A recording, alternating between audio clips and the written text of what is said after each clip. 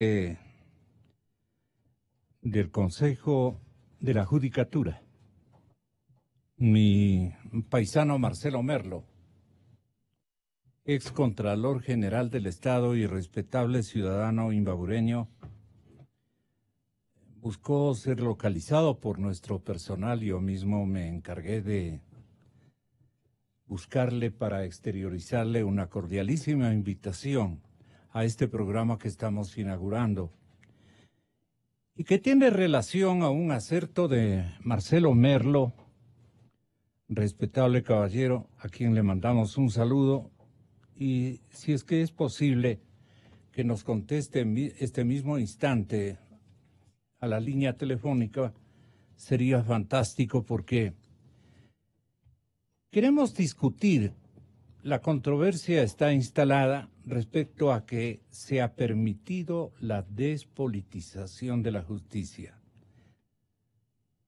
Yo entiendo como que se ha conseguido la despolitización de la justicia, pero él literalmente ha dicho, se ha permitido la despolitización de la justicia. Esto sustenta el cronista, me parece que Diario Expreso. No sé si usted pueda reconocer ese Expreso. Gracias. El cronista y la división de comunicación del Diario Expreso de la ciudad de Guayaquil le ha solicitado una entrevista y el doctor Merlo le ha concedido. Le pregunta el compañero entrevistador al presidente del Consejo de la Judicatura: ¿en 6 meses de gestión se logró la independencia de la justicia? El doctor Merlo responde: primero, hicimos cumplir el mandato de la ley de la función judicial, por la cual las direcciones provinciales de la Corte de Justicia están a cargo de los delegados y los presidentes de las Cortes provinciales. Antes las decisiones se manejaban exclusivamente a través de los delegados y eso determinó que exista una línea política. Bueno, con esta disposición, ¿qué resultado ha dado?, le dice él o la periodista. Marcelo Merlo responde: con el día a día canalizamos las denuncias y si tienen veracidad, de inmediato se actúa. ¿Cómo medimos?, se autorreflexiona. ¿Cómo medimos eso? Esos delegados provinciales fueron seleccionados de un banco de ciudadanos propuestos por la sociedad. De ese banco elegimos a los mejores con 0 influencia política. Híjoles, ¿y cómo detectan aquello de la 0 influencia política? Nos va a explicar, o quisiéramos que nos explique, el doctor Marcelo Merlo. Pero yo ya estoy en contacto con otro de los integrantes y fornidos integrantes de este consejo, que es la respetable figura vicepresidencial de otra hora política, el doctor Aquiles Rigail, que es este momento miembro y que ha protagonizado también determinados en roces, esa es la palabra exacta, con Marcelo Merlo. Entonces, al darle la más cordial bienvenida, doctor Aquiles, le quiero telefónicamente saludar, desearle un buen año y decirle que cuando le preguntaron al doctor Merlo cómo se prueba que hubo una despolitización, él responde: con el día a día, con el día a día. Nosotros canalizamos las denuncias y si tienen veracidad de inmediato se actúa. ¿Y cómo medimos?, se pregunta el mismo Marcelo. ¿Cómo medimos eso? Esos delegados provinciales fueron seleccionados de un banco de ciudadanos propuestos por la sociedad civil y de ese banco elegimos a los mejores con 0 influencia política. ¿Qué otra medida?, le pregunta. Aquí se aplicaron las figuras del error inexcusable o la manifiesta negligencia para destituir a jueces u operadores que no seguían la línea política del gobierno de Correa. Nadie podía fallar contra el Estado. No fue fácil cambiar la mentalidad, pero ahora eso ya no pasa ni remotamente. Le dicen, ¿se ha sancionado a jueces? Las sanciones a los jueces se han dado por sus actuaciones en el pasado. Desde junio hemos destituido a 10 jueces. Hemos destituido a un defensor público. Mandamos a la casa a 2 fiscales, a 2 secretarias, a un recepcionista de la Fiscalía Provincial. ¿Y por qué acciones en este periodo? Eso está en investigación, dice el entrevistado doctor Marcelo Merlo. ¿El consejo que preside está de salida o está dividido? Doctor Aquiles, le preguntan a Marcelo. ¿El consejo que preside está de salida o está dividido? Interesante la interrogante, ¿no? El doctor Merlo responde, eso no es real.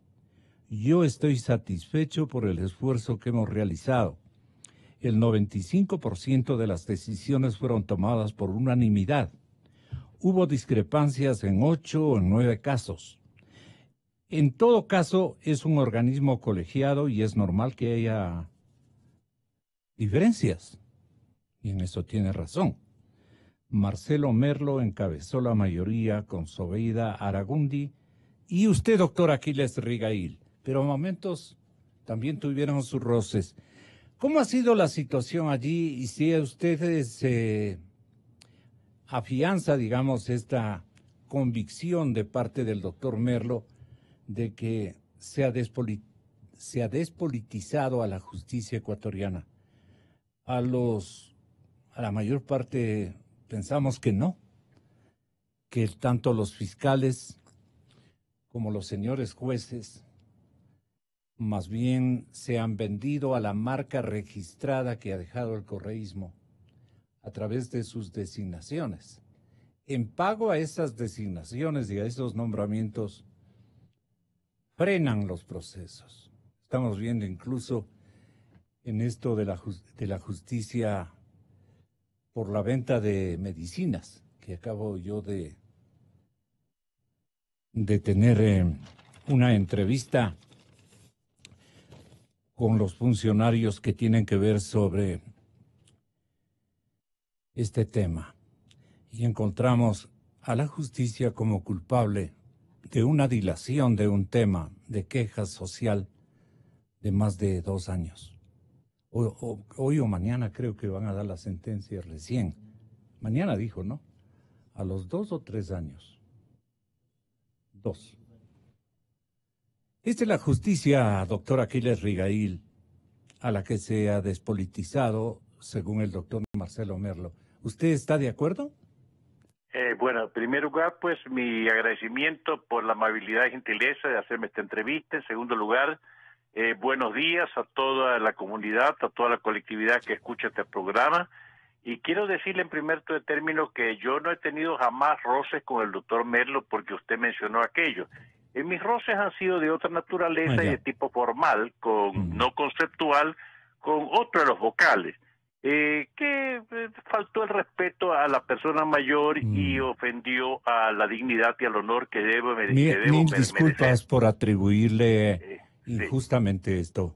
Así es, así es. Entonces, en todo caso, con el doctor Merlo, con quien me liga una amistad que ya va para 40 años, y nos identificamos en principios fundamentales que son el respeto a la ley, a la justicia y a la búsqueda del derecho, y sobre todo de que se haga realidad aquello que todos soñamos desde la universidad, la justicia para el que más la necesita y el ataque y la sanción más severa contra el corrupto y aquel que se aprovecha de una función pública para saltar los dineros del pueblo ecuatoriano que son sagrados.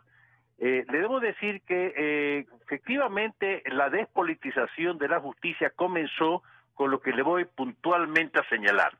Resulta que los delegados provinciales del Consejo de la Judicatura a nivel nacional, en todas las provincias, eran cuota del gobierno del expresidente Correa, pues que malgobernó y destruyó el país en estos últimos 10 años.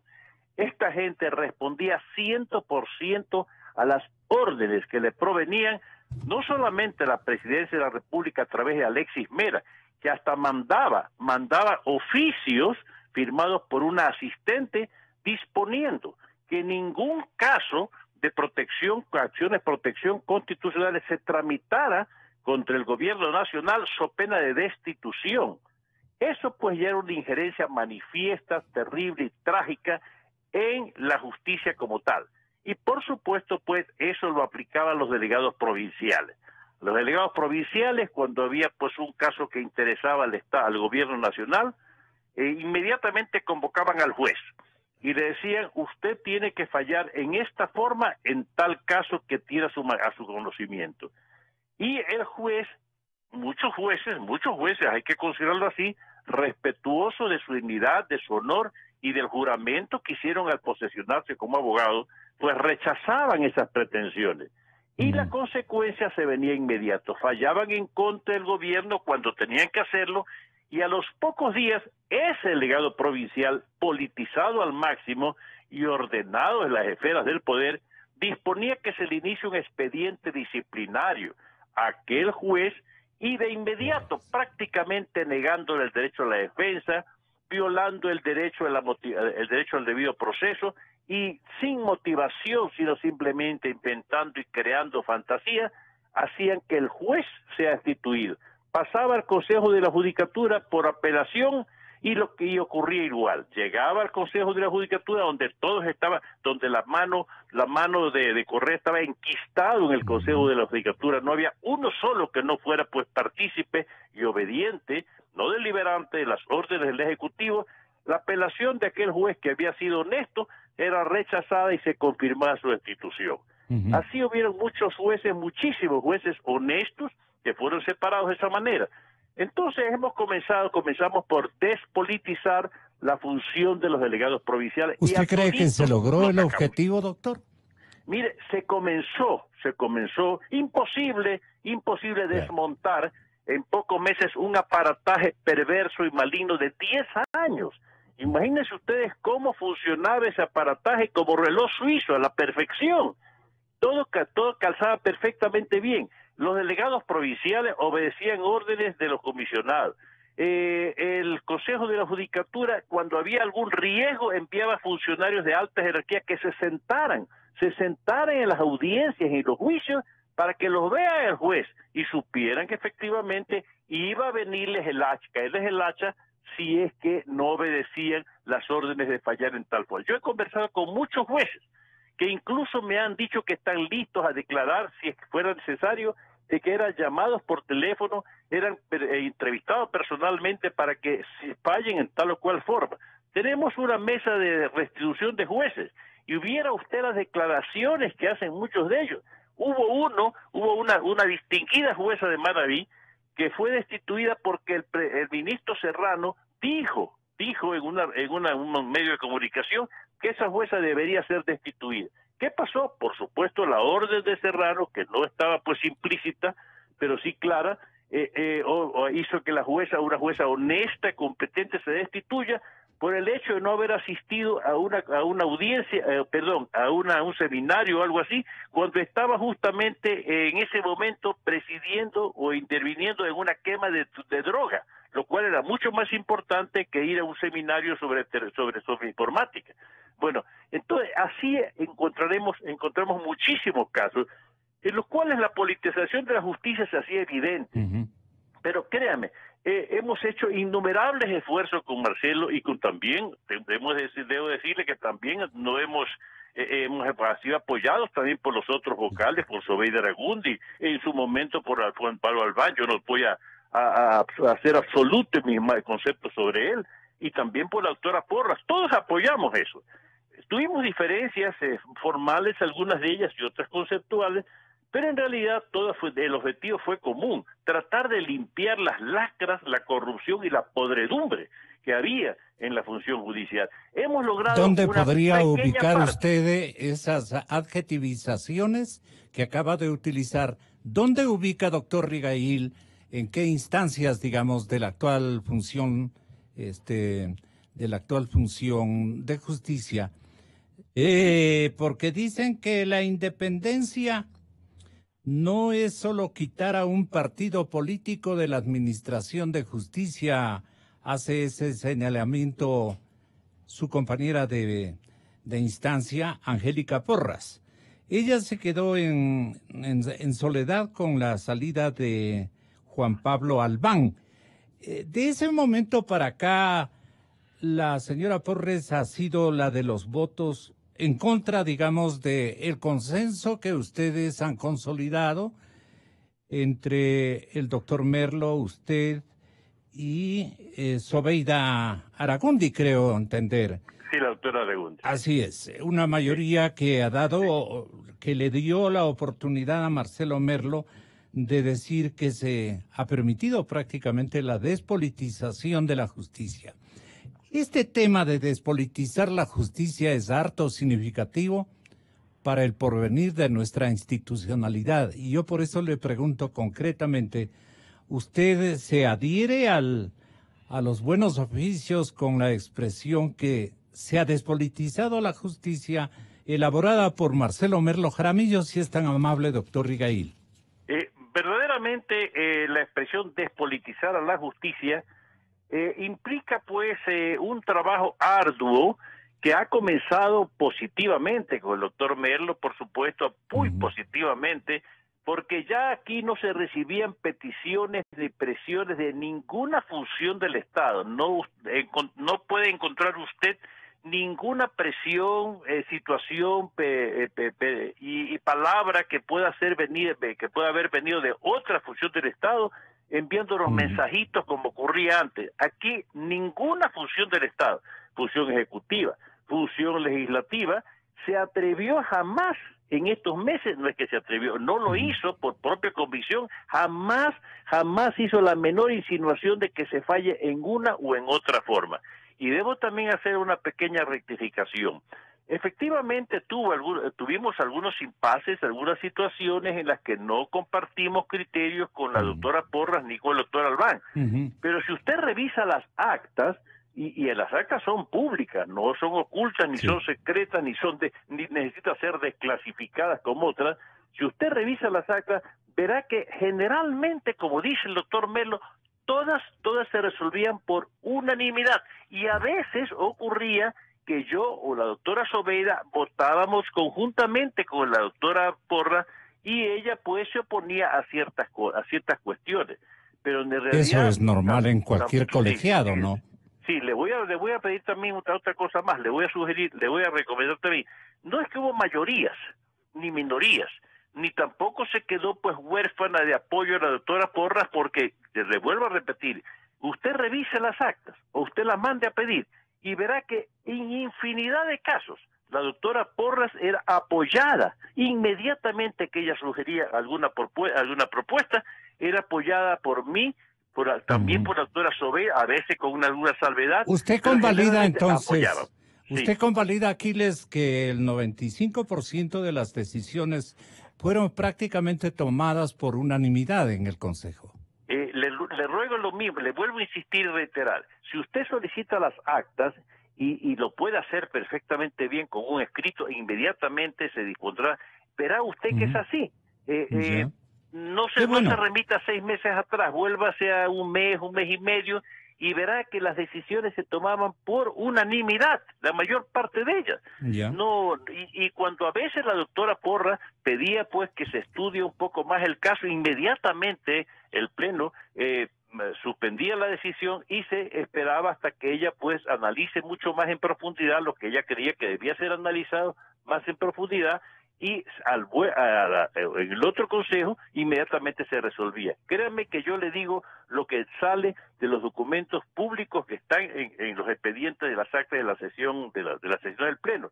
Efectivamente, el doctor Merlo tiene razón al haberle dicho eso, que el 95% quizás más, no sé si sé Le exactamente. dice a Diario 95. Expreso el doctor Sí, Merlo. yo sé, yo leí las declaraciones, que a Sí. lo mejor usted sabe que en estas cuestiones pues siempre la precisión no puede ser exacta, puede haber un Claro. 94, a lo mejor un 96, Ya, pero ha pero lo sido una cierto es amplia que, mayoría. claro, sí, pero sí, claro, se tomaban siempre generalmente por mayoría la Qué bueno. mayor parte de las decisiones, ¿no? Qué bueno, qué bueno. Nos alegra mucho aquello conocer.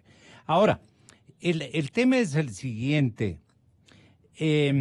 Veamos cómo es la visión que tienen otros actores, unos que incluso buscan, como en este caso Diego Delgado, ex parlamentario muy conocido, de esencia socialista. Usted ha sido un socialdemócrata permanente, así lo hemos visto, doctor Aquiles. Y Diego Delgado, que está en nuestros estudios, aspira a ocupar la Fiscalía General del Estado, al igual que otros candidatos. Aquí hay un listado de postulantes a fiscal, que es lo que más interesa a la colectividad de este momento. Me propongo también saludar al respetable académico, maestro universitario y gran abogado, doctor Salim Saidán, que también nos acompaña en el estudio. Pero los 29 juristas que se han inscrito en el concurso para fiscal general son los siguientes. Claro, no voy a leer de los 29, pero está por Pichincha Jorge Ballesteros, está María Vallas, está Mer Benavides, por Guayas está el doctor Blum, por Guayas está Bobadilla, Félix Bobadilla, por Pichincha están muchos más, Javier Bosques, ¿sí? Henry Cáliz, Humboldt Canizares, José Chávez, José de la Gasca, este es un jurista guayaco, Diego Delgado, que nos honra con su compañía, Jaime Guerrón, a nombre de Pichincha o radicado en Pichincha, José Guevara, Patricio Aro, también de Pichincha, el doctor José López del Guayas, Santiago Mayorga de Pichincha, Héctor Mosquera, Mario Muñoz, Carlos Ortuño, Pichincha. De Cuenca aspira a la Fiscalía General Luis Palacios, el doctor Luis Palacios. En Pichincha también la actual fiscal subrogante. Sí, le veíamos que le brillaban los ojos por la Fiscalía General del Estado en términos de titularidad, la doctora Ruth Palacios. Sí le hemos visto. Manuel Rodríguez también busca la Fiscalía General por Guayas. Y, caramba, una gran candidata, la doctora Diana Salazar. Busca por Imbabura y Pichincha, más por Pichincha que por Imbabura. Franklin Saltos del Guayas, Juan Bisueta también del Guayas, salió en las condiciones que conoce la ciudadanía, la opinión pública, de otro estamento, pero él dijo, me lanzo para fiscal de la República. Y hay también Alberto Santillán, Fausto Trujillo, Julieta Ulloa y Miguel Villarreal, juristas y abogados de la República que trabajan en esta provincia de Pichincha. Me parece que hice un gesto muy amigable de presentación de estos 29 juristas que se han inscrito en el concurso para fiscal general. ¿Difícil le ve usted, don Diego Delgado, entre 29 salir elegido, designado, premiado con una decisión tan complicada? ¿Para cuántas vocerías, para cuántos representados, para cuántas instancias, quiénes tienen que elegir al señor fiscal general de la República? Bienvenido, doctor Diego Delgado. Le está escuchando en Guayaquil, Aquiles Rigail, Y aquí al lado suyo, Salim Saidán. Tenga la bondad, doctor Delgado. Muy buenos días, un agradecimiento en primer lugar por la invitación, un saludo respetuoso al doctor que nos acompaña aquí en el panel, un saludo al doctor Aquiles Rigail y a todos los distinguidos radioyentes. Bueno, yo soy oriundo de Cuenca y vengo por acá jueves y viernes que tengo clase en la Universidad Politécnica. Quiero un poco precisar, porque no es que yo me desenraizo de lo que es mi origen. Uno. Dos, la pregunta a la que hacía relación en torno a, tiene dos aspectos, la función jurisdiccional y la cuestión en lo que tiene que ver y a la fiscalía. Así es. A ver. Ahora nos dedicamos a la fiscalía. Sí, pero yo quisiera de pasito tocar algo que me parece importante. Vale, claro, desde luego, doctor. Mire, la Administración de Justicia del Ecuador fue asaltada el 7 de mayo del 2011. Y fue asaltado, y le voy a darle 3 razones jurídicas que son absolutamente incontrovertibles. Primero, el artículo 168, numeral primero de la Constitución de la República, prohíbe cualquier tipo de injerencia interna y externa en la Administración de Justicia. Y la Corte Constitucional de la época autorizó precisamente que metan las manos en la justicia. Que revisen los señores estudiantes, sí, primero, y muchos maestros inclusive. Dígnese repetirnos. Verá, la artículo norma 168, las 3 formas fraudulentas. Los órganos de la función judicial gozarán de independencia interna y externa. Toda violación a este principio conllevará responsabilidad administrativa, civil y penal de acuerdo con la ley. Nunca podía el presidente de la República asaltar la propia Constitución. Segunda, quiero recordar que hubo un fraude electoral ese día, el 7 de mayo del 2011. Y hay 2 cosas que vale la pena que lo demuestre, y tengo la documentación para hacerlo en base a los datos del INEC y en base a los datos del Consejo Nacional Electoral. El 28 de noviembre del 2010 hubo un censo en la que los mayores de 16 años eran 9.722.834 personas, mayores de 16 años, el 65.58% del total del Ecuador. Pero aparecieron en el padrón de ese día, del 7 de mayo, 10.952.164 sufragantes. Es decir, se infló con votantes fantasmas. 1.229.330 electores, que significa alrededor del 10%, cuando las preguntas centrales, algunas que ganaron entre comillas, con el 1-2%. Es decir, ahí hubo fraude. Segunda razón. ¿Y qué pruebas de ese fraude tiene usted? Es fácil. Se coge los datos del censo y los datos que están publicados en el Diario Expreso de Guayaquil en base a la información oficial del día jueves 15 de septiembre del 2011, página 2, y usted encuentra ahí, por ejemplo, que en Manabí aparecen 182.385 votantes fantasmas, 160.188 en Guayas, 120.303 en Pichincha, 96.165 más, o sea, electores fantasmas en Azuay, 81.174 en Chimborazo, 62.771 en Cañar, 62.385 en Los Ríos. Superan 500.000 de habitantes. 1.229.330. Esta es la segunda razón. Es decir, además hubo fraude ese día, el 7 de mayo del 2011. Y tengo aquí los datos exactos del INEC y los datos del Consejo Nacional Electoral que manejó ese proceso electoral. Esta es la segunda razón. ¿Quién presidía ese Consejo Electoral? Todo era gente de Correa. Entiendo que estaba el señor Simón. Año 2011. Claro. Deme viendo. Eso es fácil de verificar. Viendo, por favor. Tercero. No, deme viendo. Imprímame, tenga la bondad. Mire, el informe de la OEA se presentó el 12 de noviembre del año 2012. Denuncia que en forma adicional señala que en el 63.61% de las actas de las juntas electorales de esta consulta popular de todo el país no coincide el número de firmas con el número de votantes. El informe de la OEA. Cuando el 12 de noviembre del 2012 llegue el informe de la OEA, hicieron un escándalo diciendo que han cogido firmas de todo el mundo para hacer los partidos y movimientos para con un escándalo tapar lo que fue el informe de la OEA del 12 de noviembre del 2012.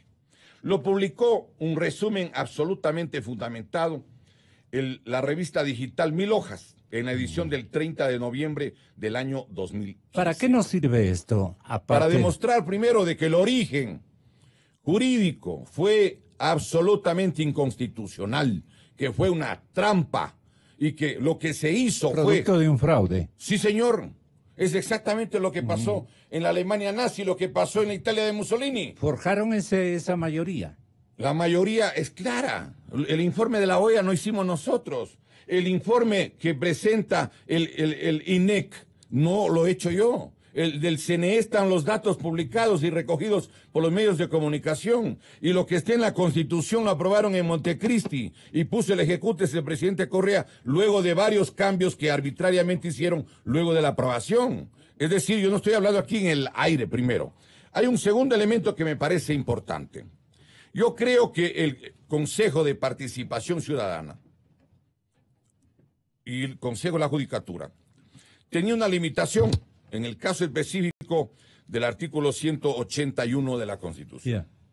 El artículo 181 en el numeral tercero dice que es una función del Consejo de la Judicatura dirigir procesos de selección de jueces y demás servidores, así como la evaluación. Yo pregunto, ¿ha habido evaluación en el último año? Porque el mandato del pueblo del día 4 del mes de febrero del año 2018 fue la descorreización. Me permito preguntar, solo pregunto, ¿están o no, hasta el momento al menos, los mismos jueces que hicieron, fueron los alfiles para la persecución de mucha gente? ¿Eso no es cierto que hay 510 ecuatorianos que fueron enjuiciados por un delito que jamás existió, como fue el 30S? ¿De qué golpe de Estado me hablan si hasta ahora no saben quién ha sido el golpista? Entiendo que estaban involucrados como 65 fiscales y 115 jueces, pero esa información además tiene que ser adecuadamente verificada. Yo he visto el nombre de algunos jueces que están allí justamente como si tuvieran alguna responsabilidad y ellos fueron sacados de la función judicial por el gobierno de Correa por no someterse precisamente a acatar esta persecución. Y además, a mi modo de ver, hay otro hecho que valdría la pena indicar. A ver, los jueces que persiguieron y dieron sentencias y dieron, por ejemplo, ocasión para que se escandalice la sociedad, a Fernando Villavicencio, a Clever Jiménez, a Mary Zamora, a los periodistas como a Emilio Palacio, lo de la sentencia de los 40 millones al diario El Universo, los que persiguieron, recuerde usted, además a periodistas como Cristian Zurita, como Juan Carlos Calderón, los que pusieron $92.500 de multa por una caricatura de Bonil, acuérdese, los que persiguieron a una cantidad de gente para amedrentarle a la sociedad y ordenaron la prisión de los dirigentes del Mejía, del Montúfar, del Central Técnico, de los 10 del Uluncoto, los que persiguieron a los ambientalistas. Todos ellos, pregunto, ¿están en funciones o han sido, luego del análisis correspondiente, del debido proceso, retirados? Respóndase usted, si es tan amable. Todo el país sabe de que ellos siguen en funciones, pues perdóneme. Uno, y dos, le voy a mostrar lo de la segunda parte de la pregunta. ¿Para qué le sirve esto ante el público? ¿Para qué sirve esto ante la ciudadanía que nos escucha? Yo tengo una tesis y quiero señalarle al país. La República está secuestrada. Toda la institucionalidad del país y el origen del secuestro político del Ecuador son los procesos electorales fraudulentos. Todos. Ahora mismo hay 1.560.000 votantes fantasmas en el proceso del 24 de marzo. ¿Y cómo aspira usted a la Fiscalía General del Estado en una situación como la que describe? Mire, en este país, yo quiero contarle el origen de cómo estoy de candidato. No. Bueno, pero es que no es que yo he buscado. Primero, porque empezó en este le conocemos, doctor Delgado. Ahora, espérese. Yo creo que en este país hay que hacer un intento por recuperar el patrimonio social y nacional. La Comisión Nacional Anticorrupción establece un cálculo objetivo en base a documentos de que en este país han desaparecido 35.695 millones de dólares. Y tengo aquí yo el resumen de la información. Sí, pero es para otro momento. 70.000 millones. Yeah. Ahora, la única manera de recuperar o intentar recuperar ese dinero es a través de la actuación de lo que podría ser si es que cambian las leyes. por parte de la Fiscalía. ¿Cuál es la gran opinión que tiene Saadin Saidán, el académico que nos acompaña, para darle un poco de turno a la situación y que usted tenga la bondad de sintonizar la inquietud importantísima que, a manera de denuncia, nos acaba de enterar Diego Delgado? Doctor Saadin Saidán, buen día, bienvenido. Buen día, Gonzalo. Un gusto siempre estar en su programa. Y doctor Ramiro García también, muchas gracias por acompañarnos. Un saludo también a los compañeros de panel, a los oyentes de Radio Democracia. Mi apreciación sobre la situación de la justicia en la actualidad es que efectivamente, como lo ha señalado el doctor Delgado, la toma de la justicia por parte de la función ejecutiva comenzó con la enmienda constitucional aprobada en el 2011. Definitivamente el cambio en la conformación del Consejo de la Judicatura significó una forma de cooptar ese poder a través de la ruptura del principio clásico de la separación de poderes. Aunque hay algunos constitucionalistas... Ahí se tomó la justicia el correato. Totalmente. Usted tenía una conformación en donde se aseguraba un concurso público, donde podía participar, digamos, ciertamente personas calificadas, conocedoras de los órganos jurisdiccionales que integran la función judicial, de lo que es del órgano administrativo de la función judicial. Sin embargo, en ese momento se cesó en funciones al Consejo de la Judicatura, estaba integrado en vigencia en ese momento. Y se conformó un Consejo de la Judicatura de transición por 18 meses. Ese Consejo de la Judicatura... Dándole el plazo de 3 semestres, ¿no? Exactamente. Paulo Rodríguez, Tania... ¿Y quién era este jurista Paulo Rodríguez? Exactamente, ese era uno de los principales cuestionamientos. Un mecánico automotriz podría haber sabido mucho más por las pláticas que mantiene con su fuente clientelar que ese señor. Él fue con la consigna de Correa, ¿para qué? Claro, una persona cercana que había sido director general del registro civil, fue designado presidente del Consejo de la Judicatura de Transición, una persona muy cercana a Rafael Correa, presidente de la República, que después tuvo que enfrentar algunos procesos de Contraloría, fue quien estuvo al frente sin conocimiento de derecho, desde su profesión de ingeniero. ¿Usted cree que fue él un ignorante total en materia jurídica? Se decía que supuestamente la justificación de su incorporación, de la propuesta de su nombre, justamente estaba dado porque se necesitaban no solamente cambios de índole jurídico, sino también de índole administrativo, en cuanto a infraestructura, en cuanto al sistema de la función judicial. Sin embargo... Un bueno para contratación pública. Pero para eso están los asesores. O sea, yo no entendí nunca la razón por la cual un ingeniero estaba al frente del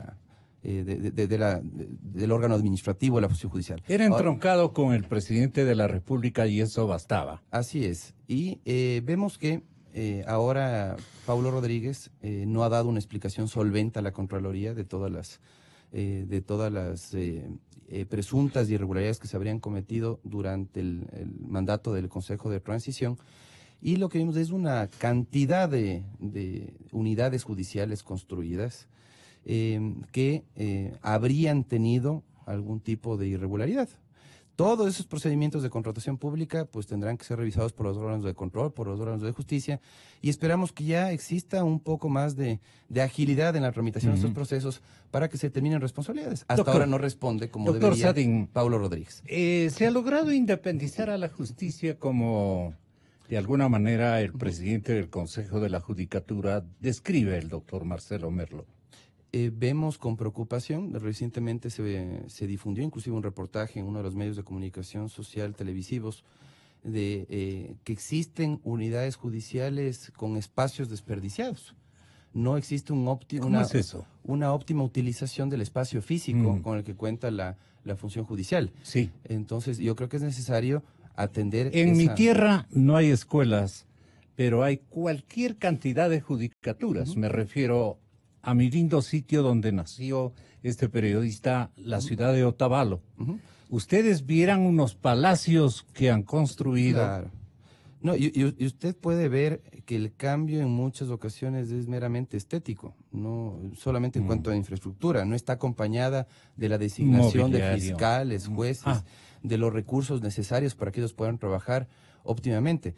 Tiene solamente un cambio de fachada en cuanto a las unidades judiciales, pero no se han capacitado correctamente, no han mejorado los procesos de selección y yo creo que los problemas persisten, aunque algunos ya se han superado. Hay que reconocer el doctor que sí se han Diego dado Delgado pasos acaba de importantes. manifestar que el correísmo se instauró en la justicia ecuatoriana para siempre.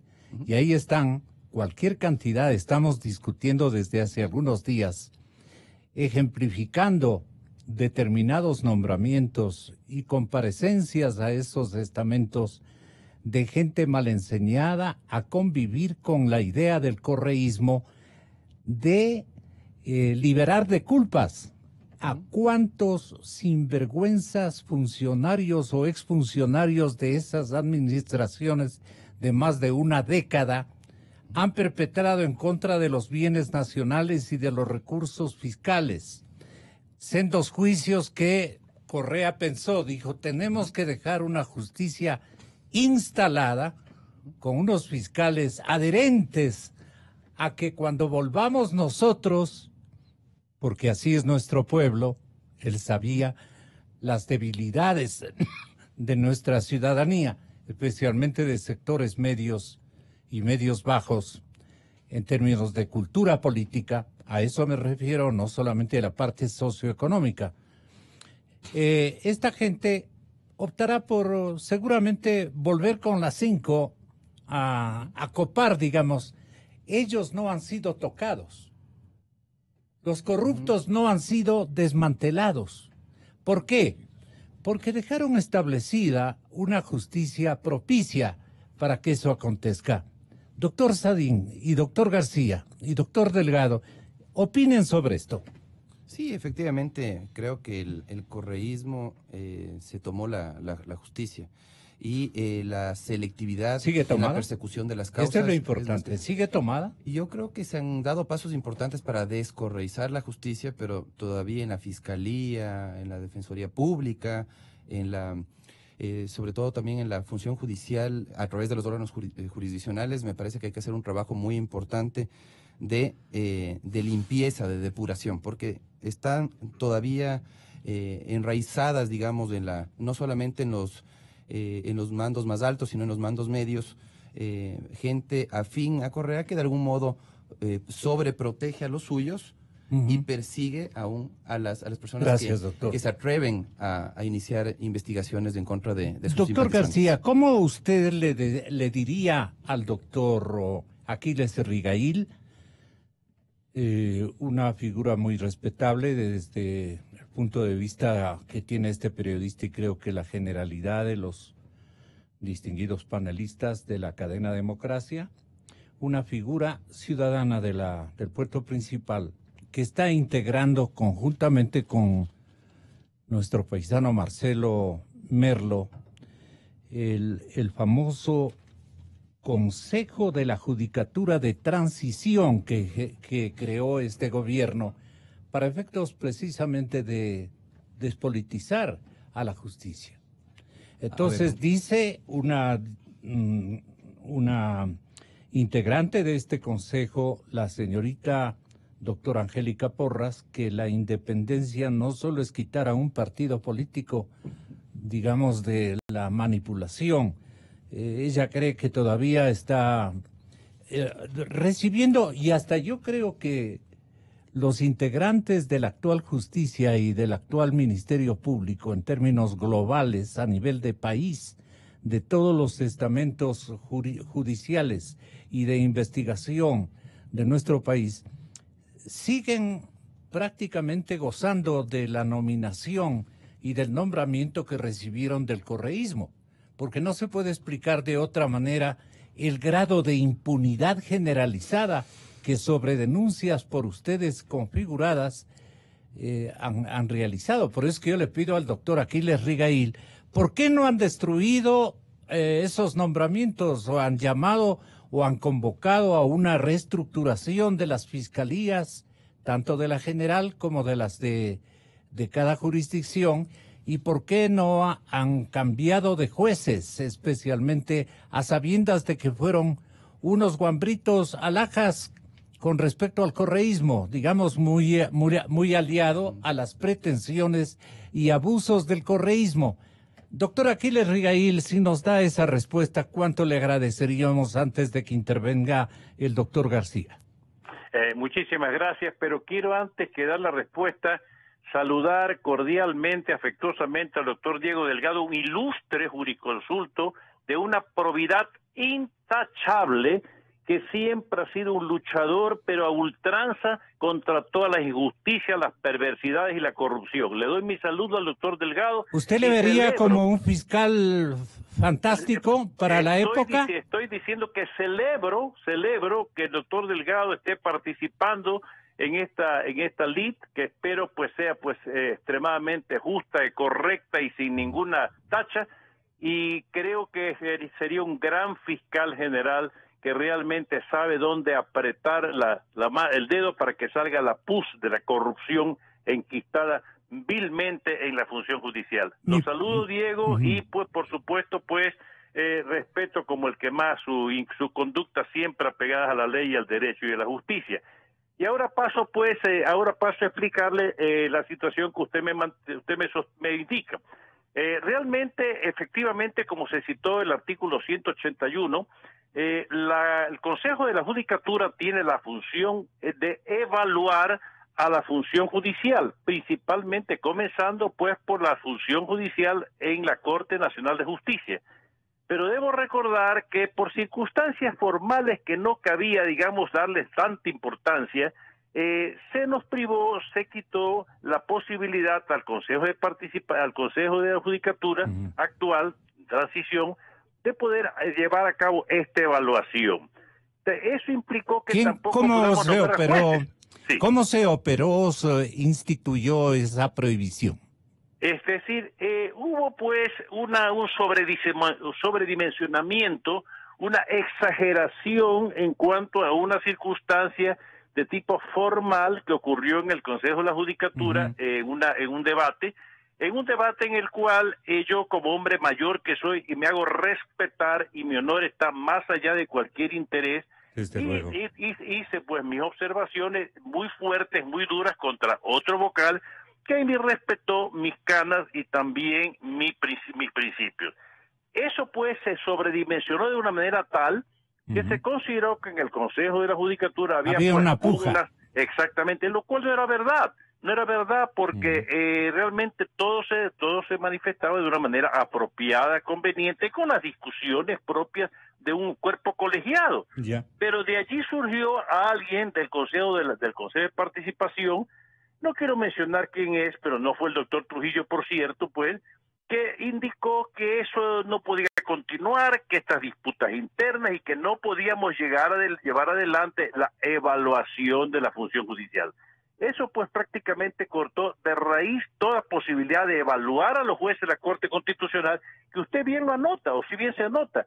Entraron muchos de ellos por la puerta falsa del acomodo y de la subida de puntos, y pues eran por supuesto niños mimados y protegidos pues por la férula del grupo correísta. Algunos de ellos están allí todavía, otros ya han salido por el sorteo, por circunstancias diversas, algunos pues incluso por renuncia. Pero nos ha sido imposible llegar a esta magnífica objetivo que hubiera sido fabuloso para el país, y tampoco podemos nombrar jueces. Entonces, mire usted, destituimos jueces y resulta que no podemos nombrar sus reemplazos. ¿Y qué ocurre? Que entonces la carga procesal se tiene que repartir entre otros jueces porque no podemos sustituir al que hemos destituido. Perdone, doctor Rigail, por motivos de tiempo. A mí me parece muy importante que usted nos explique su punto de vista sobre la comisión que ha calificado a la Corte Constitucional, que está en vísperas de ser designada. Aquí está uno de sus miembros, el doctor Ramiro García, y le vamos también a él a preguntar cuál ha sido la misión de esta comisión calificadora de la Corte Constitucional. ¿Por qué? Porque la Corte Constitucional tiene que intervenir en esa modificación estructural de los estamentos de justicia del Ecuador. Le pregunto a usted, doctor Rigail. A mí, perdón, sí. Por supuesto, y también celebro muchísimo que Ramiro esté allí presente porque él ha sido uno de los impulsadores justamente de la evaluación de la justicia a través pues, Así es, con el doctor se Ollarte y así otros. El doctor Ollarte, Rafael Ollarte, conozco su obra, incluso un extraordinario jurisconsulto en materia constitucional, mis respetos hacia él. Pero mire usted que la situación de la función judicial no ha podido ser restablecida, y debo decirlo así con toda firmeza, por estas circunstancias que nos han bloqueado en cierta forma la posibilidad de aplicar mano dura. Yo no soy un hombre débil, yo soy un hombre que me he caracterizado toda mi vida por ser enérgico, radical y firme en mis decisiones y en mis principios. Por eso es que realmente yo me siento en cierta forma frustrado de no poder haber hecho mucho más de lo que yo hubiera querido para limpiar la podredumbre de la justicia del Correato. ¿Usted cree que Marcelo ha sido un poquito endeble en este caso? No me voy a permitir la descortesía de decir una cosa así, pero sí quiero decirle que debimos haber saneado mucho más. Pero lamentablemente la imposibilidad de designar a jueces inmediatamente ha sido terrible. Mire usted que también hemos llegado a una conclusión gravísima. Mire usted los sobreprecios de las obras de construcción, lo acabo de oír. Si el 72% de asaltos, por ejemplo, en la de Cotopaxi, hay un edificio en Balsa, yo he ido allí.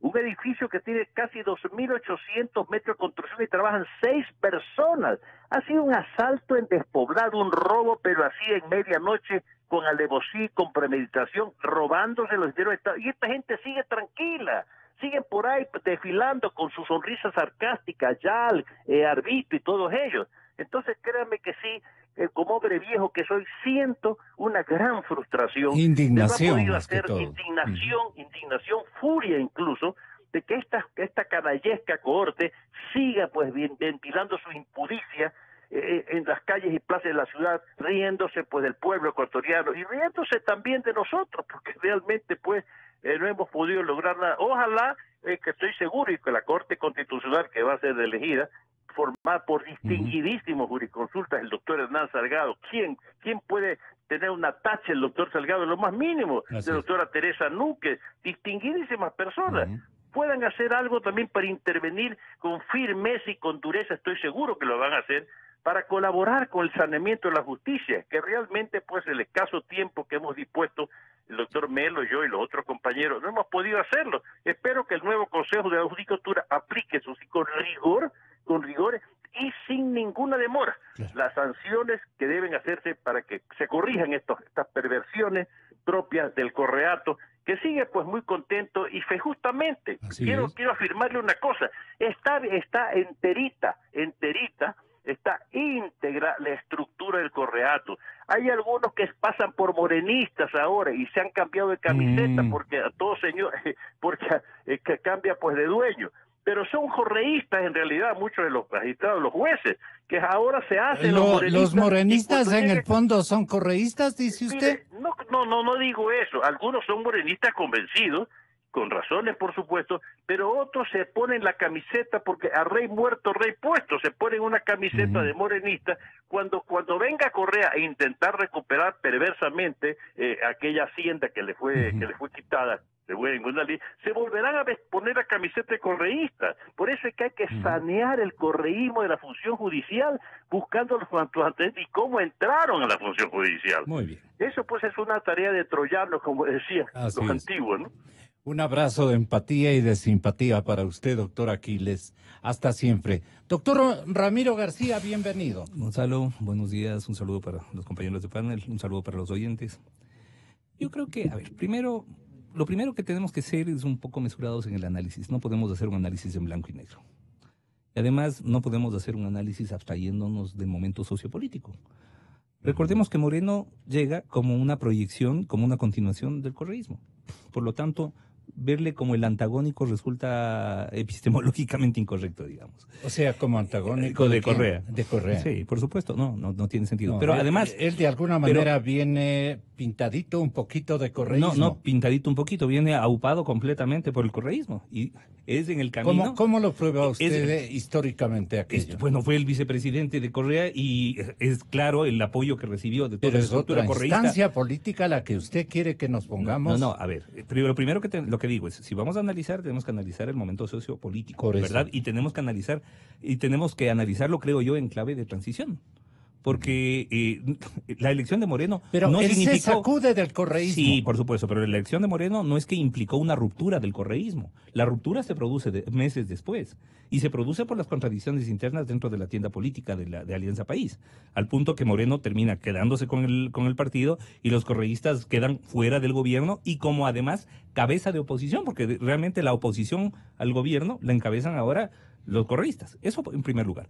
Por otro lado, hay que recordar que Moreno hereda una institucionalidad muy fuerte construida en 10 años. Muy fuerte en lo, digamos, en lo político, muy débil en lo democrático, porque es una institucionalidad de papel, porque una verdadera institucionalidad se construye en base de funciones del Estado independientes, por ejemplo, y eso no lo teníamos, pero teníamos fiscal definitivo, teníamos contralor definitivo, teníamos una Corte Nacional nombrada, una Corte Constitucional en funciones, es decir, bajo criterios formales, teníamos una institucionalidad muy fuerte que en este año y medio se ha logrado de alguna manera desmontar en aras a volverla democrática, justamente. ¿Por qué? Porque para todos es evidente, y ahí sí entremos al tema de justicia, que la administración de justicia se convirtió en un instrumento en el brazo armado del poder. De los casos que acaba de denunciar Diego hace un momento, los conozco muy bien porque por lo menos del 70% los defendí yo. Que tema Bonil, tema estudiantes de Mejía, tema Villavicencio, tema, bueno, entre otros, los 10 del Uluncoto. Es decir, yo viví en primera fila y en audiencia toda la persecución del correísmo, porque además no solamente que era una persecución dentro del proceso, porque se veía a los jueces cómo violaban las garantías de debido proceso. A mí me quisieron expulsar, expulsar de la audiencia de los 10 del Uluncoto por impugnar una pregunta hecha por la Fiscalía, que es derecho del procesado. Solamente para que tenga idea. Y uno de esos jueces está ahora de candidato a defensor público. El seguimiento periodístico lo dimos aquí, de todos esos El fiscal, juicios. por supuesto, acuérdese cuánto... Y en eso la prensa y específicamente democracia ha tenido un rol protagónico, sin lugar a dudas. Pero, ojo, con todo y eso, creo que no podemos ser tan maniqueos como para decir, bueno, a ver, las cosas funcionaron o no funcionaron.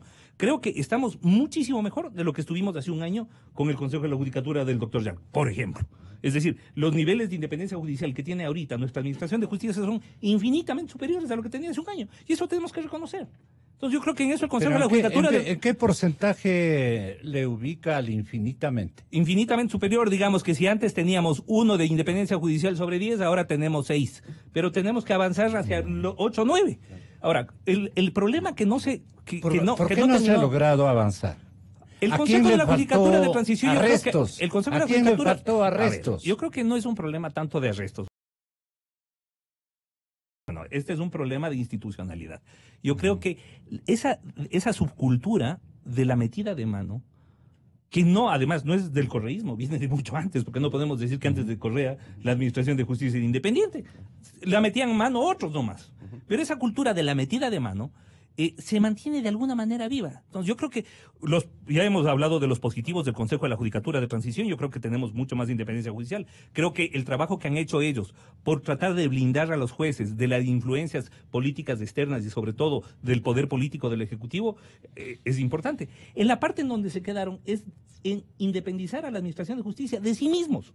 Es decir, que el Consejo de la Judicatura no se convierta en un factor de dependencia judicial, en un factor de intervención en la justicia.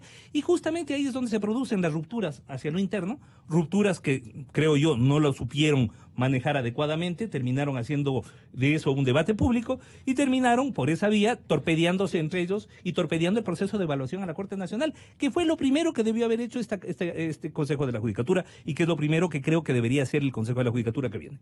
Eso hay que dejarlo claro. ¿En qué quedamos, doctor? Entonces, insisto, quedamos en que de aquí para adelante, ¿qué hacemos? Queda mucho por hacer. El nuevo Consejo de la Judicatura, que debe estar nombrado ya, calculo yo, entre Pero ¿en dónde de deposita usted fe?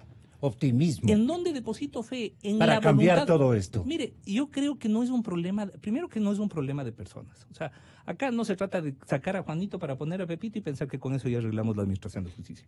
Tenemos que cambiar el sistema completamente. El modelo, los modelos procesales no funcionan. ¿Cómo es posible que usted presenta, por ejemplo, hoy una acción contenciosa administrativa y le están fijando la audiencia entre octubre y noviembre del próximo año?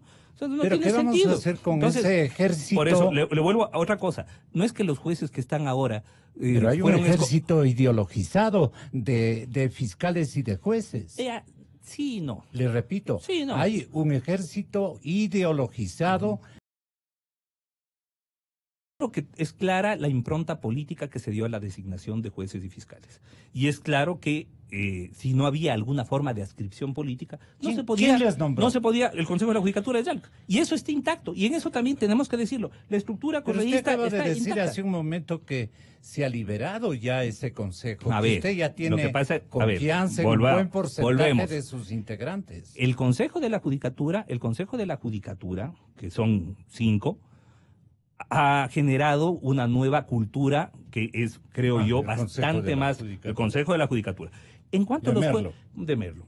En cuanto a las Cortes, sobre todo la Corte Nacional, la estructura está intacta y eso es lo primero que nosotros hemos dicho como Colegio de Abogados de Pichincha y ahora como Federación Nacional de Abogados del Ecuador. Exigimos una evaluación inmediata porque creemos que los que están ahí no están ni al nivel ético, ni al nivel académico, ni al nivel jurídico de ocupar tan altas magistraturas.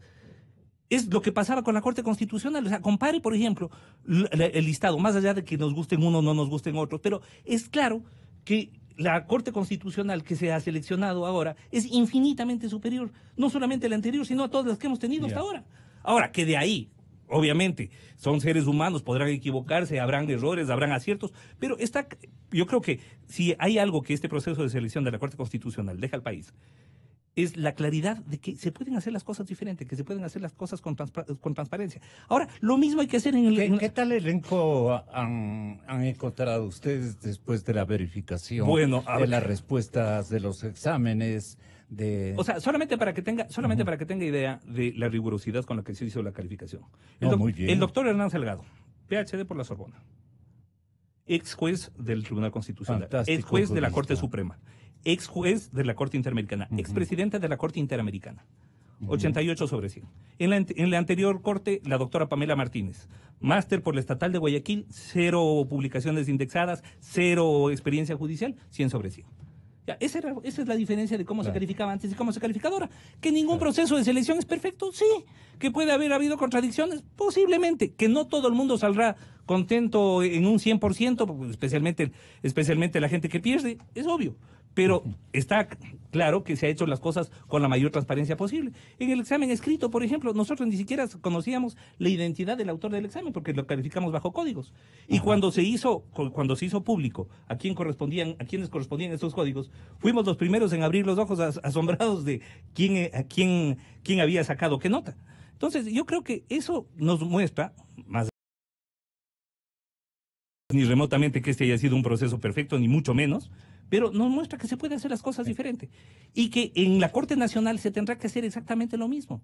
Se tiene que hacer una evaluación independiente, una evaluación académica, una evaluación jurídica. Se tiene que ver qué tipo de fallos han sacado. Es decir, es todo un proceso que yo creo que le quedó un poco corto el tiempo también al Consejo de la Judicatura de Transición hacerlo. Eso hay que decir. Porque un proceso de evaluación serio no es algo que se hace de la noche a la mañana. A usted no lo van a designar fiscal general de la República, doctor Diego Delgado, si es que perseveran, si es que se mantienen los mismos cuadros que ideó el estratégica decisión del expresidente Rafael Correa. Los correístas no le van a designar. ¿Por qué, doctor? Porque saben que usted, ¿qué haría en el caso de ser fiscal general del Estado? Para ir al grano, doctor Delgado.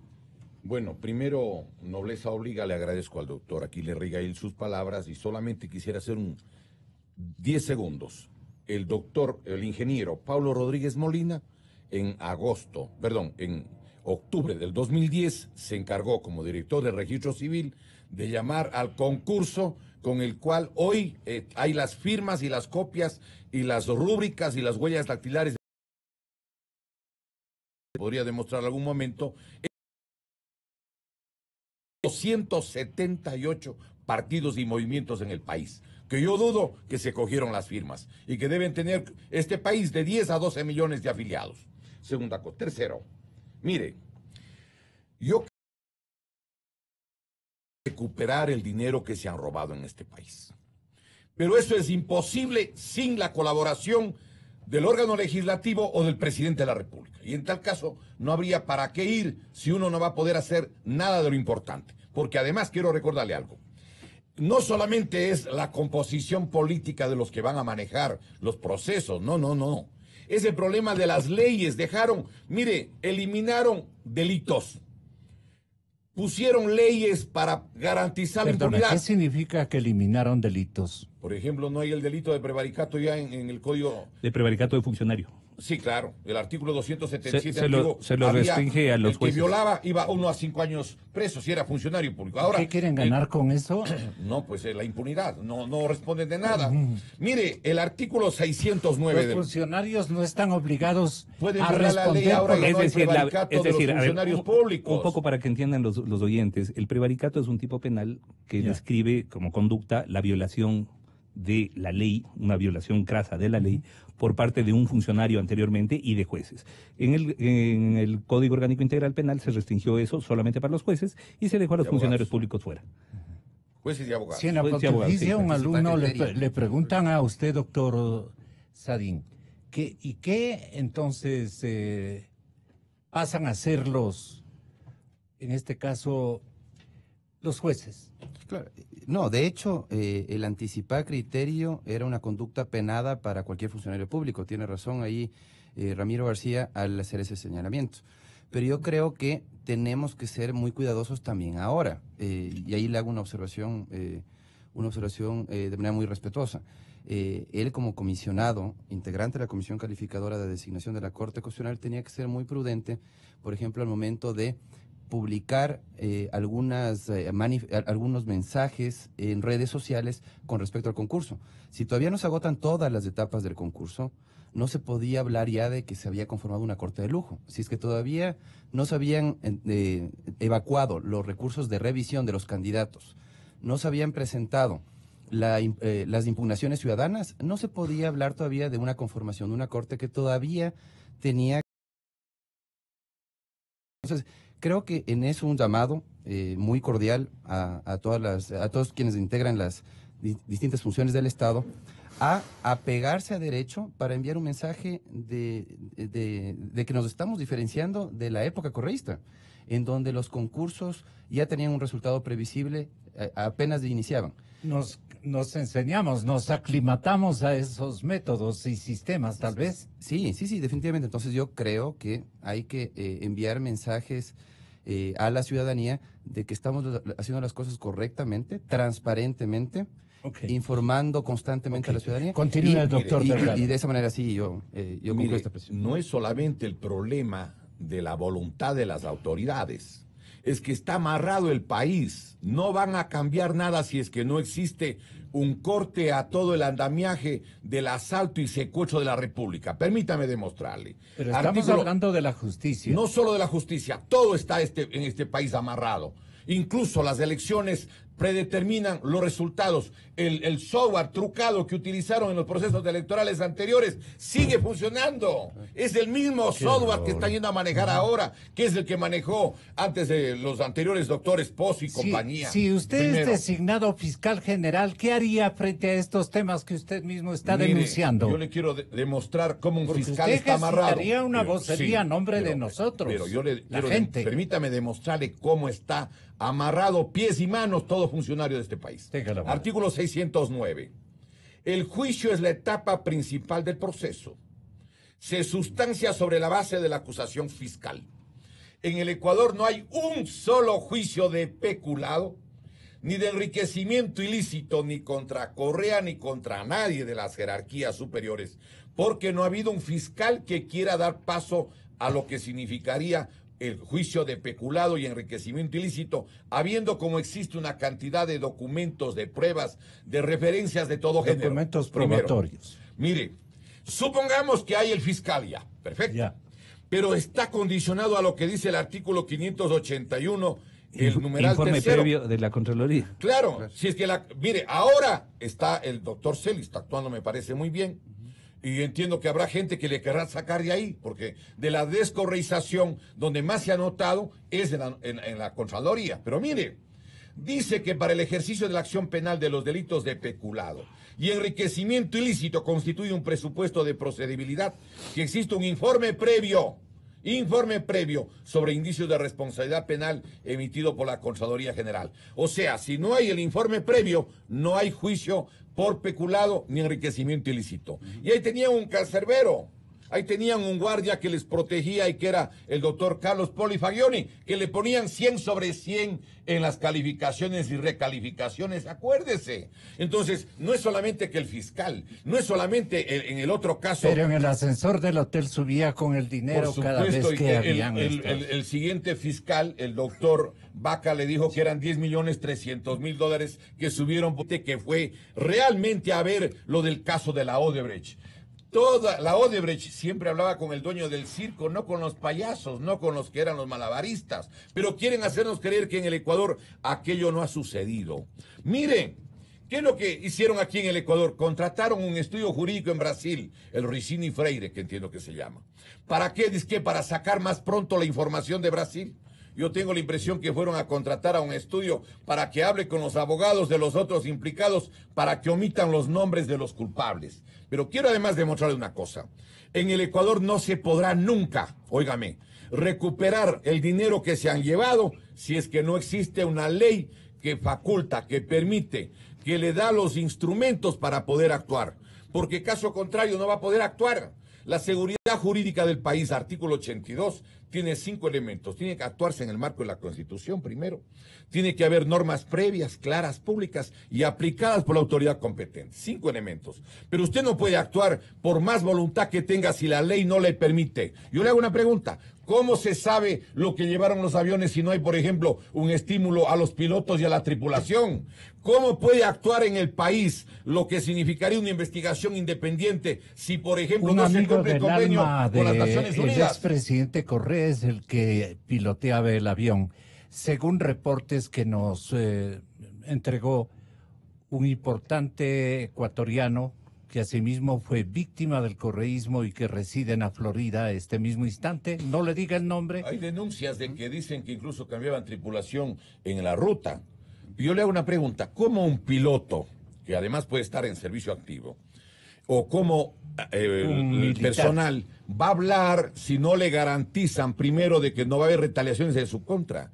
¿Por qué no le dan el 10%? Por ejemplo, no solamente a ellos, el 10% a cualquier estudio jurídico del mundo, de los que colocaron el dinero, por ejemplo, en los paraísos fiscales, o en Europa, o en Rusia, o en la China, o en cualquier parte del mundo. Pero es que no quieren, y si no hay las leyes y no hay las reformas, el fiscal se va a dar contra la pared, no va a poder hacer nada. Si yo no quiero ser fiscal para ganar 4 o 5 mil dólares. Por eso le pregunto, ¿qué haría usted para recuperar lo que nos han robado? Vea, yo le quiero dos cosas.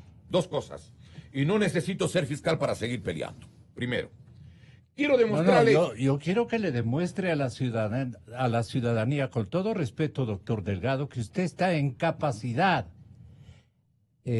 no solamente que alude a su preparación, que alude al conocimiento de la legislación internacional, a las modalidades de justicia, de tránsito financiero, o como se llamen, a los enlaces económicos que otras latitudes de corrupción han apelado y que eran de conocimiento de los líderes del correísmo. de los líderes del correísmo y que algunos de esta segunda etapa han utilizado con consejo de sus excoidearios o de sus coidearios en el fondo, han recibido instructivos para ir para mandar su dinero de un sitio a otro. Yo no puedo seguir especulando esta situación, pero para usted el tema es muy claro, para el doctor García y para un académico de la talla del sector, el doctor Sadin Zeidan. Vea, es increíble. El señor Por eso le pregunto. Permítame responderle, claro. ¿Le van a hacer el fiscal general si usted esta mañana nos demuestra de que usted está en condiciones de recuperar el dinero robado? A ver, si llega nadie la puede recuperar general, el dinero si no hay los instrumentos jurídicos que le viabilicen. Porque usted no puede actuar al margen de la ley, no puede actuar al margen de la Constitución. Yo tengo un proyecto. Imagínese usted ya de fiscal general de la República, ¿cómo pediría al Congreso? Del Congreso 74 de los 137 son del correísmo. Las listas fueron supervigiladas por Rafael Correa y el resultado electoral se hizo con un padrón donde había 1.637.000. Entonces, ¿para qué quiere ser fiscal, doctor Delgado? ¿Mande? Yo creo que es una obligación moral intentar y decirle al país la verdad. Pero si se da por... No, es que no estoy yo diciendo una cosa que sea falsa. Se da por vencido desde ya. No, señor. Lo que estoy diciéndole al país es que si no existe, por ejemplo, la posibilidad de una reforma legal, el presidente podría convocar a consulta o no. Puede, el presidente, pero si tiene la voluntad. Yo les voy a presentar otra vez al presidente no solamente los artículos para recuperar el 10%, y que además quiero presentarle un informe, y tiene además, digamos, juristas y tiene académicos el gobierno, como la doctora María Paula Romo, que es persona con formación. ¿Cuándo quiere entregarle eso? Yo en las próximas semanas, independientemente del resultado. Vea esto.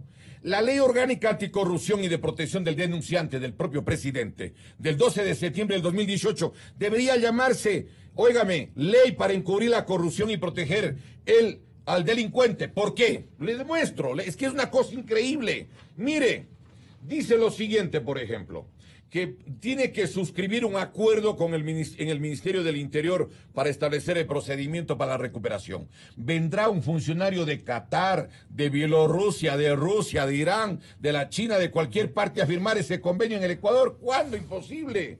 Dice otra cosa adicional, que necesita localizar el destino final, pero si la plata pueden haber cambiado de un sitio al otro, nunca habrá el destino final. Dice que no podrán acceder a este beneficio quienes en cualquier grado hayan participado en la comisión de la infracción penal que ocasiona el incremento patrimonial, cuando los que más saben son ellos mismos, pues los que están allí. ¿Por qué no les permite todo lo contrario? Dice en otro artículo que les hacen un homenaje público. ¿Para qué? Para que los baleen, para que ajusten cuentas a los que han delatado. Pero es que esto es una barbaridad. Y en otra parte dice que todo prescribirá en 4 años. El artículo 5, el último inciso. Mire, ¿qué le planteamos nosotros?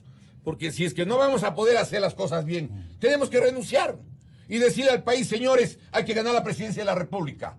Porque solo el presidente puede hacer una convocatoria para reformar, depurar y santificar todo lo que significa esta corrupción absoluta en el Ecuador. Mire, le planteo lo siguiente: sanción económica para quienes blanqueen dinero producto del robo al erario nacional. Quienes hubieran prestado las siglas o razón jurídica de una empresa o hubiesen sido socios, encubridores o copartícipes en negocios de quienes dispongan inversiones de origen turbio o delincuencial por ser dinero generado o obtenido con actividades al margen de la ley, más aún de dineros tomados del patrimonio fiscal, perderán dichas inversiones y pagarán una multa equivalente a 5 veces del monto o cantidad de dichos capitales invertidos para camuflar inversiones ilícitas. En caso de existir contratos con el sector público, caso de los puertos y una cantidad de cosas, ¿sí? Por ejemplo, sí, y comprobarse este encubrimiento delincuencial, se dará por finiquitado el referido contrato y la parte responsable no tendrá derecho a reclamo alguno. En todo contrato habrá una cláusula obligatoria al respecto y el Estado podrá iniciar las acciones legales, administrativas o penales que sean pertinentes. Las concesiones deben tener un límite máximo del 100% de la ganancia.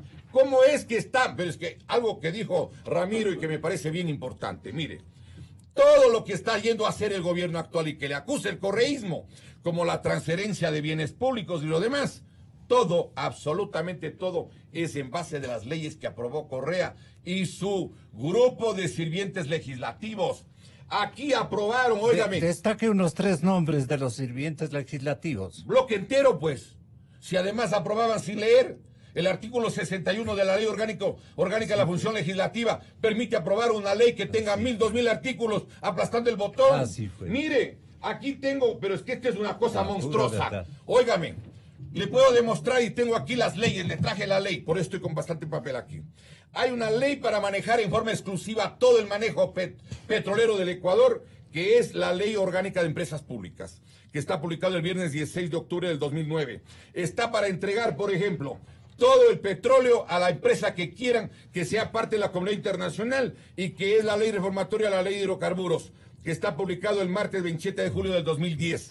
Ahí está la ley para entregar a dedo todas las minas de oro, plata y cobre de manera directa, sin contrato, pero en base a la ley de minería, todas estas publicado el leyes 29 de enero del 2009. Todas estas leyes aprobadas en Correa. Aprobadas por el correísmo, pues, decir, ¿qué dice Correa desde el Ático? Van a vender, dice, van a vender. Si él mismo fue el que hizo las leyes, él mismo incluso ya ofreció hasta, óigame, entregar, yo tengo aquí pues todo lo que significa lo que son 8.250 millones que iba a vender, se supone, porque el plan de ellos era ¿cuál? Que se haga cargo de la presidencia Glass. Y entonces Glass iba a dar vendiendo lo que ya hicieron con las leyes de ellos mismos, pues. Mire, aquí está la ley para entregar todas las... ¿De eso se dio cuenta el actual mandatario? El actual mandatario, uno de los grandes favores que le hizo al pueblo ecuatoriano es que, de acuerdo al plan, recuerde que le dieron hasta los 3 tomos de lo que tenía que hacer, casi semana por semana y día por día, y a los 3, 4, 5 meses no le devolvió el poder porque debía supuestamente excusarse el presidente Lenín Moreno y por razones de salud dejarle encargando al señor Glass y nadie hubiera sabido nada. ¿Esto es cierto, Ramiro, según su versación? A ver, de lo que tengo entendido, el control iba a tal grado que inclusive Correa había exigido una oficina en Carondelet. O sea, era un tutelaje completo. Es decir, de alguna manera le trataron a Moreno como un semi-imputable, ¿no? Una persona a quien le podían manejar como títere y que pasado un tiempito pues iba a venir el que sí era de total confianza, que era Glass. O sea, lo último que se imaginaron es que se cambia la institucionalidad, que Contraloría genera los exámenes en contra de Glass y que Glass termina preso, y bueno, todo el desmonte de la institucionalidad correísta que hemos analizado en esta entrevista. Sí, es verdad lo que dice. ¿Esa cámara para darle órdenes a Moreno? ¿Perdón? ¿Esa cámara que encontraron? Bueno, no sé si... esa tentativa de cámara. Ahí sí no tengo idea de el espionaje interno entre ellos, porque parece que además la cultura del pesquisa se... invadió a todo el gobierno y empezaron a vigilarse entre ellos, porque no se tenían confianza. Lo que pasa en todo cartel, ¿no? Se empiezan a desconfiar unos de otros, y cuando se desmonta el cartel, pues la pelea. A ver, insisto, vuelvo y repito, el actual presidente es producto del correísmo y no podemos entenderlo políticamente como algo diferente. Pero tenemos que reconocer que al cabo de varios meses se independiza y son evidentes los cambios que se han logrado. Es decir, yo creo que hay que agradecerle al presidente Moreno muchísimo por mucho de lo que se ha logrado, sin duda. Por ejemplo, en materia de libertad de expresión y comunicación, el cambio es clarísimo. O sea, no podemos decir que nada ha cambiado, no es así. Que posiblemente queda mucho por hacer, sí, seguro, pero tampoco podemos entender al morenismo como algo diferente del correísmo en su inicio. Tan es así que lo que queda del morenismo son los excorreístas que ahora están en el otro bando. Sadin Saidán, termina el programa porque se me terminó el tiempo. Señor doctor.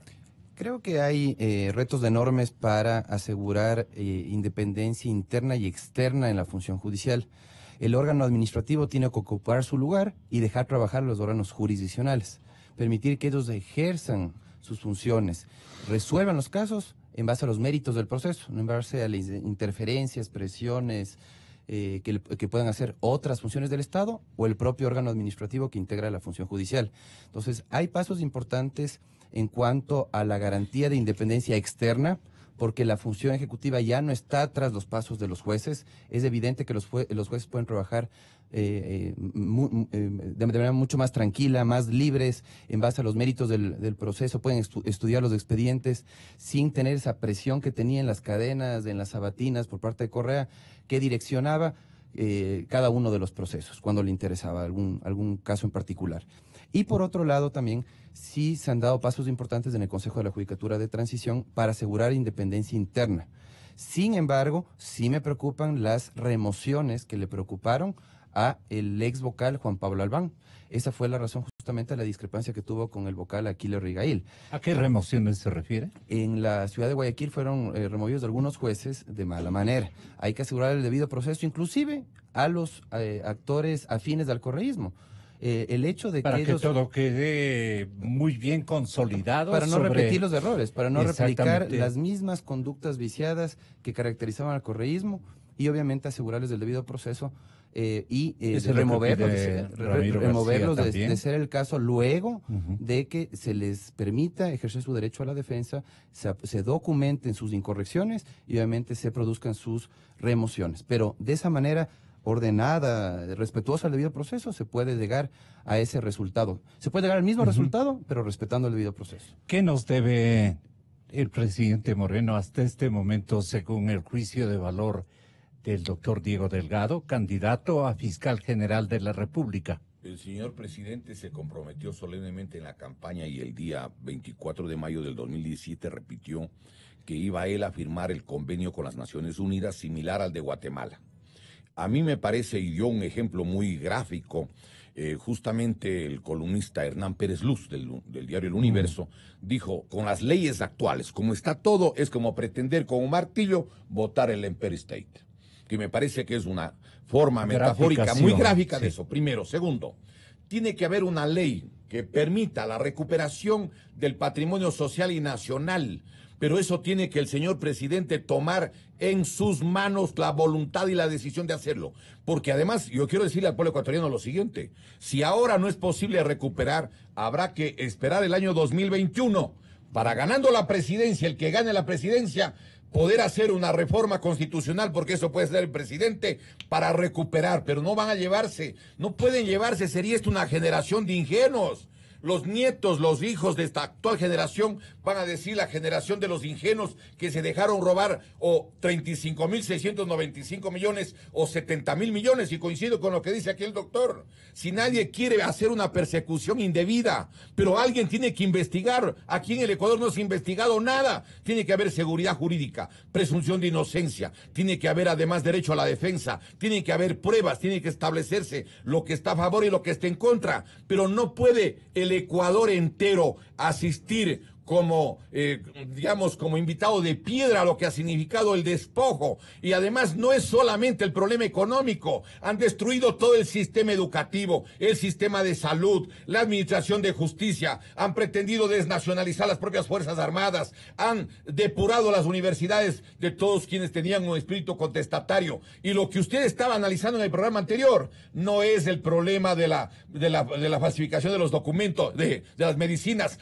Para eso destruyeron en forma planificada el Instituto Izquieta Pérez. Para eso pusieron el decreto 813 para los mejores médicos y más experimentados de todo el país. Mandarles sacando. Esto es parte de un proyecto de destrucción nacional que hay que resistir todo ecuatoriano que ame a su patria. Sí, es verdad, hay mucho por hacer, pero yo creo que hay que reconocer lo mucho que se ha hecho también.